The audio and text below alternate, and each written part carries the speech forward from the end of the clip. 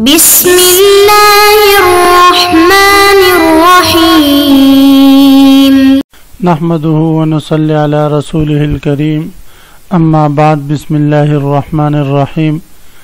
عزیز طلباء، آج ہم کنز الدقائق حصہ دوم سبق نمبر 208 شروع کر رہے ہیں۔ اس سبق میں ہم کتاب المکاتبہ شروع کر رہے ہیں۔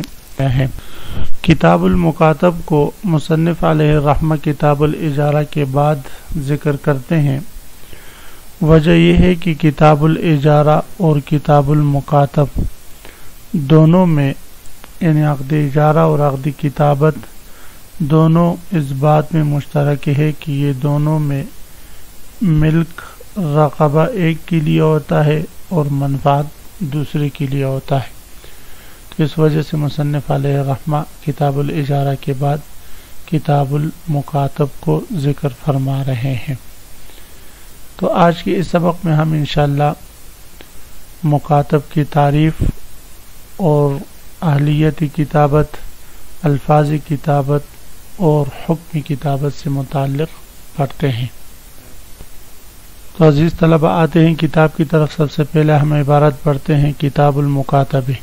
الکتابۃ تحریر المملوک یدن فی الحال ورقبۃ فی المآل کاتب مملوکہ ولو صغیرا یعقل بمال حال او مؤجل او منجم صح وکذا ان قال جعلت علیک الفا تؤدیہ نجوما اول النجم کذا وآخرہ کذا فاذا ادیتہ فانت حر وإلا فقن فيخرج من يده دون ملكه وغرم إن وطئ مكاتبته أو جنى عليها أو على ولدها۔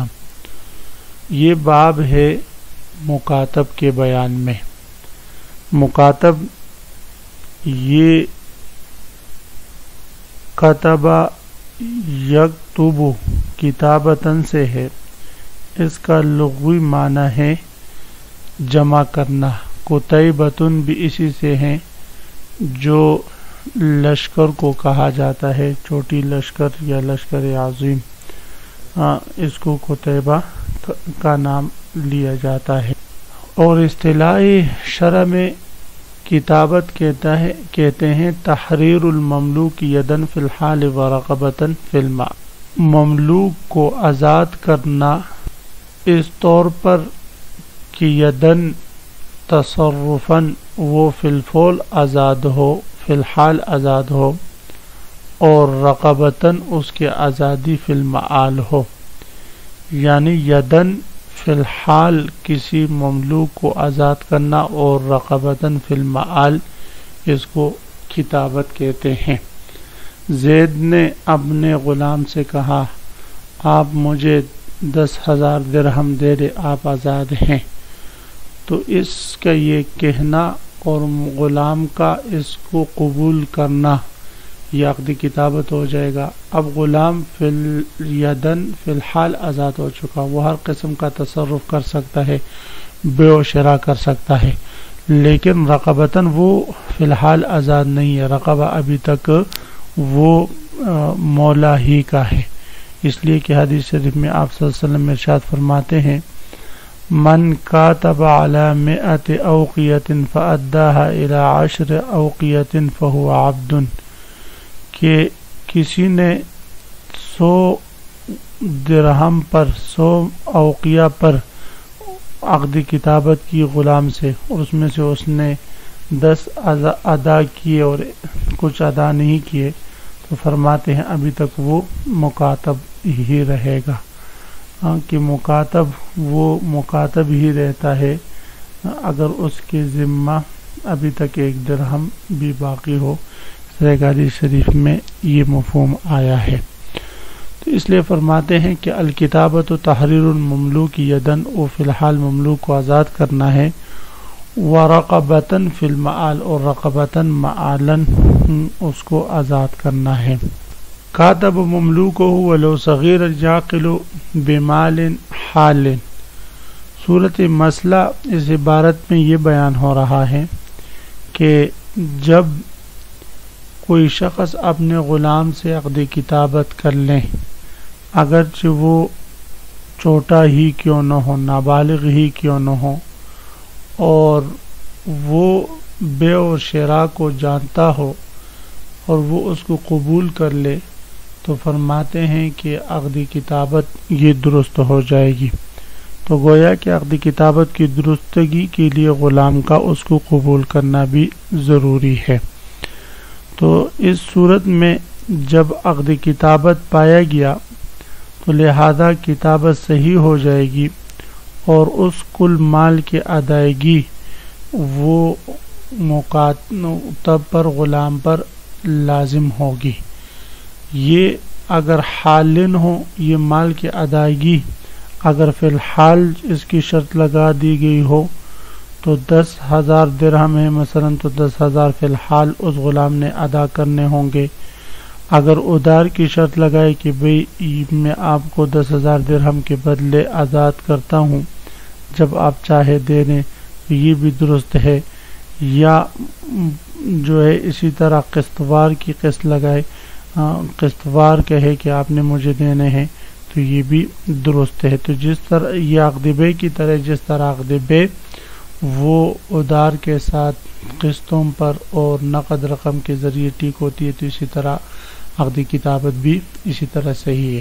کاتب و مملوک ہو، کوئی شخص کسی غلام سے عقد کتابت ولو صغیرن، اگرچہ وہ چھوٹا ہے، یعقل ہو لیکن بیع و شراء کو سمجھتا ہے، بمالن حالن، نقد ثمن کے بدلے میں، او مؤجلن یا ادار ثمن کے بدلے میں، او منجمن یا قسطوار ثمن کے بدلے میں، وقبل، اور غلام اس کو قبول کر لے، صحت و عقد کتابت درست ہو جائے گا۔ وقضا ان قال جعلت علیک الفا تؤدیہ، اب اس میں ایک طرح الفاظی کتابت کا بھی بیان ہے اور اسی عقد کتابت کی مزید تفصیل ہے۔ تو فرماتے اگر مولا نے غلام سے کہا جعلت علیک الفا تؤدیہ، میں نے آپ پر 1,000 لازم کر دیے کہ تو اس کو ادا کرے گا نجوماً قسطوار، اول النجم کذا، پہلی قسط اتنے درہم کی ہوگی، وآخر کذا، اور آخری قسط اتنے درہم کی ہوگی، فَإِذَا أَدَّيْتَهُ فَأَنْتَ حُرٌ، جب اس ترتیب سے آپ وہ رقم ادا کر دیں مجھے تو آپ آزاد ہو جائیں گے، وَإِلَّا فَقِنٌ، وگرنہ آپ غلام ہی رہیں گے۔ تو فرماتے ہیں یہ طریقہ بھی الفاظی کتابت کا استعمال کرنا درست ہے، اس طریقے سے بھی عقد کتابت درست ہو جائے گی۔ اگر اس مقررہ وقت میں اس نے وہ درہم ادا کر دیے تو فبہا، وہ آزاد ہو جائے گا، وَإِلَّا فَقِنٌ، وگرنہ غلام ہی رہے گا۔ فَيَخْرُجُ مِن يَدِهِ دُونَ مِلْكِهِ، اس عبارت سے اب مصنف علیہ الرحمہ کتابت کا حکم ذکر فرما رہے۔ کتابت کا حکم یہ ہے کہ فَيَخْرُجُ مِن يَدِهِ دُونَ مِلْكِهِ، وہ غلام اس مولا کے قبضے سے، ید سے، تصرف سے تو نکل جائے گا لیکن اس کی ملکیت سے نہیں نکلے گا۔ یعنی غلام پر رقبہ، غلام کے رقبہ کا مالک تو وہ رہے گا، لیکن یہ ہے کہ اب مولا اس میں کسی قسم کا تصرف نہیں کر سکتا۔ مولا کے لیے اب جائز نہیں ہے کہ اسے اپنی خدمت لے یا اس سے کوئی چیز وغیرہ لے۔ ہاں یہ ہے کہ غلام کا رقبہ اور غلام کے رقبے کا مالک ابھی تک یہی آقا ہے، اس لیے کہ آپ صلی اللہ علیہ وسلم ارشاد فرماتے المکاتب عبد ما بقی علیہ درہم، مکاتب غلام ہی رہتے جب اگرچہ اس پر 1 درہم کیوں باقی نہ ہو۔ تو فرماتے فیخرج من یدہ، تو عقد کتابت کرنے سے غلام اس کی ملکیت سے نکل جاتا ہے، تصرف سے نکل جاتا ہے، دون ملکی، لیکن ملکیت سے نہیں نکلتا۔ وغرم ان وطئ مکاتبہ، اب اس پر مصنف علیہ الرحمہ ایک مسئلہ ذکر فرما رہے ہیں، اسی حکم پر ایک تفریع ذکر فرما رہے ہیں۔ وہ یہ ہے کہ اگر مولا نے باندی سے عقد کتابت کر لی، وہ مکاتبہ بن گئی، اب اس کے بعد اگر وہ اس سے مباشرت کرے گا تو اس مباشرت کا تاوان دینا اس پر لازم ہوگا، یعنی مہر لازم ہوگا، اگر نکاح نہیں ہے تو عقر لازم ہوگا۔ کیوں بھئی؟ اس لیے کہ جب اس نے باندی سے مکاتبت کر لی تو گویا اس نے اس بات کا التزام کر لیا مولا نے کہ میں آپ سے کسی قسم کا منافع حاصل نہیں کروں گا سوائے ان بدلی کتابت کے جو میں نے مقرر کیے ہیں۔ اب اگر یہ اس سے مباشرت کرتا ہے تو اس کے منافع کو حاصل کر رہا ہے اور اس کے منافع اب کے مالک کا یہ اب خود ہے، لہذا اب مولا کو اس کا تاوان دینا ہوگا، عقر دینا لازم ہوگا۔ تو یہی بتا رہے وغروما، اور مولا تاوان دے گا ان وطع مکاتبتہ، اگر وہ اپنی مکاتبہ باندی سے مباشرت کرے، او جنا علیہا، یا اسی طرح مکاتبہ باندی پر اس نے کسی قسم کی جنایت کر لی، اس کا ہاتھ کاٹ لیا یا کچھ اور کر لیا، تو وہ تاوان بھی اس پر آئے گا، اس لیے کہ عقد کتابت کے بعد یہ مولا اس مکاتبہ کے منافع کے حق میں اجنبی کی طرح ہے، لہذا اس کی جو منافع بھی یہ ضائع کرے گا تو اس کا تاوان اس پر آئے گا۔ او علی ولدہا، یا اس نے جنایت کر لی ہو اس کے بچے پر، اگر اس کے بچے پر جنایت کر لی تو تب بھی اس کا تاوان اس پر لازم آئے گا۔ او اتلف مالہا، اسی طرح مولا نے اس مکاتبہ کا مال تلف کر دیا تو اس کا تاوان بھی اس پر لازم آئے گا۔ تو عزیز طلبہ، اسی کے ساتھ آج کے سبق کے اختتام ہوا۔ خلاصہ سبق یہ کہ آج کے سبق میں ہم نے ایک نئی کتاب، کتاب المکاتب شروع کی۔